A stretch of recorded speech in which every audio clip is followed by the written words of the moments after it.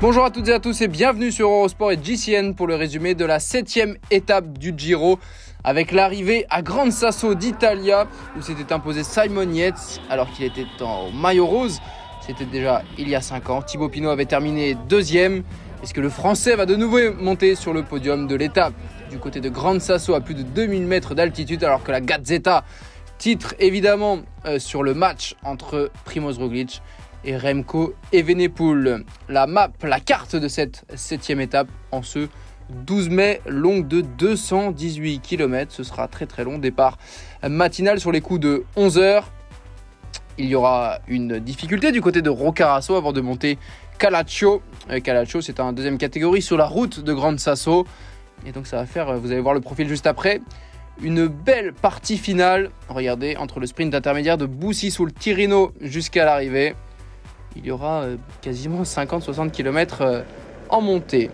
Et contrairement à ce que tout le monde pensait, eh bien, au bout de 5 km, l'échappée est partie. Ils sont 4 avec les équipes Bardiani, Eolo, Cometa, Coratec et Intermarché, Circus Wanty. Le sprint intermédiaire qui est disputé au sein du peloton avec Mats Pedersen et Michael Matthews qui prennent les points. Évidemment, l'échappée était passée avant. Sans grand intérêt dans le classement par points, Enoch Mouloubran, le champion d'Afrique de la formation Green Project, a été distancé. Il est repris par le peloton. Le peloton qui navigue à 13 minutes, à plus de 10 minutes de l'échappée, alors que Samuele Battistella profite des quelques brochettes locales. Il faut dire qu'aujourd'hui, il ne devrait pas jouer un grand rôle. Thibaut Pinot vient prendre les quelques points restants au sommet de Roccaraso puis de Calalcio. Mais il devrait probablement, si l'échappée va au bout, perdre son maillot. Il reste 1 km 200, 5 minutes d'avance. Ça devrait être bon pour l'échappée avec Simone Petit qui est le premier à dégainer. Simone Petit pour la formation Intermarché, Circus Wanty peut-être pour aller chercher la victoire. Et Davide Baïs qui relance le coureur d'Eolo Cometa qui va produire son effort et qui va aller chercher le succès. Derrière, ils ne sont plus en mesure d'aller le chercher. Petit et Vacek sont battus. Et Davide Baïs qui semblait pourtant à un moment un temps au-dessous, eh bien il est allé chercher la victoire pour la formation Eolo Cometa d'Ivan Basso et d'Alberto Contador. Victoire italienne au sommet de Gran Sasso alors que Karel Vacek qui va prendre la deuxième place devant Simone Petit.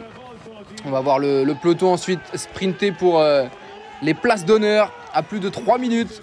Et c'est Remco Evenepoel qui va devancer Primož Roglič et Thibaut Pinot, le porteur du maillot bleu qui rassure avec cette 6e place au sommet. Geraint Thomas est 7e, Joao Almeida 8e. Et Eddie Dunbar dans le top 10. On va voir un petit peu plus tard le classement et le succès de Davide Baïs qui, évidemment, succès de prestige. Regardez la joie de la formation Eolo Cometa à 25 ans. Alors qu'Alberto Contador, le commentateur d'Eurosport Espagne, qui laisse éclater sa joie. On se souvient de Lorenzo Fortunato sur les pentes du Monte Zoccolan.